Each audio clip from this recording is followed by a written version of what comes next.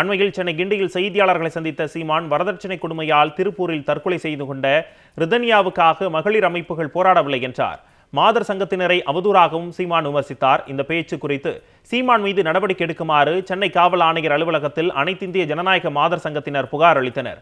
பின்னர் செய்தியாளர்களை சந்தித்த மகளிர் அமைப்பினர் சீமான் பிற்போக்குத்தனமாக பேசுவதாகவும் அவர் மீதும் வரதட்சணை கொடுமை விளக்கப்பட வேண்டும் என்றும் தெரிவித்தனர்.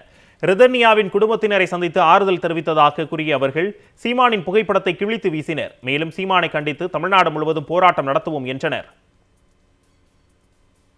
நாம் தமிழர் கட்சியினுடைய நிறுவனராக இருக்கக்கூடிய சீமான் அவர்கள் தொடர்ச்சியாக பொதுவெளியில் பல மேடைகளில் பெண்கள் குறித்து ஆபாசமான வார்த்தைகள் அல்லது கண்ணியத்தை குறைக்கக்கூடிய வகையில் பேசக்கூடிய விஷயங்கள், அதே போல தொடர்ச்சியாக ஒரு மேடையில் பல மேடைகளில் பெண்கள் குறித்து ஒரு பிற்போக்கான கருத்துக்களை தொடர்ந்து பேசிக்கிட்டே வராரு. சீமான் அவர்கள் அவருடைய கட்சியிலும் பெண்கள் இருக்கிறாங்க, அதுல என்ன பாதுகாப்பு இருக்குன்னு எங்களுக்கு தெரியல.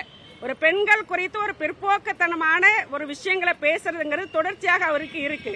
அண்மையில் சென்னை கிண்டியில் செய்தியாளர்களை சந்தித்த சீமான் வரதட்சணை கொடுமையால் திருப்பூரில் தற்கொலை செய்து கொண்ட ரிதன்யாவுக்காக மகளிர் அமைப்புகள் போராடவில்லை என்றார். மாதர் சங்கத்தினரை அவதூறாகவும் சீமான் விமர்சித்தார். இந்த பேச்சு குறித்து சீமான் மீது நடவடிக்கை எடுக்குமாறு சென்னை காவல் ஆணையர் அலுவலகத்தில் அனைத்திந்திய ஜனநாயக மாதர் சங்கத்தினர் புகார் அளித்தனர். பின்னர் செய்தியாளர்களை சந்தித்த மகளிர் அமைப்பினர் சீமான் பிற்போக்குத்தனமாக பேசுவதாகவும் அவர் மீதும் வரதட்சணை கொடுமை விளக்கப்பட வேண்டும் என்றும் தெரிவித்தனர். ரிதன்யாவின் குடும்பத்தினரை சந்தித்து ஆறுதல் தெரிவித்ததாக கூறிய அவர்கள் சீமானின் புகைப்படத்தை கிழித்து வீசினர். மேலும் சீமானை கண்டித்து தமிழ்நாடு முழுவதும் போராட்டம் நடத்துவோம் என்றனர்.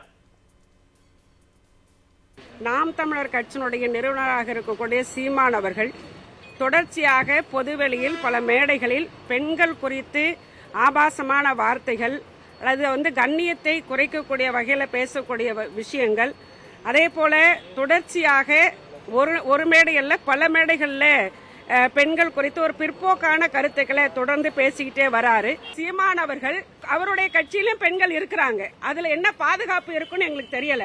ஒரு பெண்கள் குறித்து ஒரு பிற்போக்குத்தனமான ஒரு விஷயங்களை பேசுறதுங்கிறது தொடர்ச்சியாக அவருக்கு இருக்கு.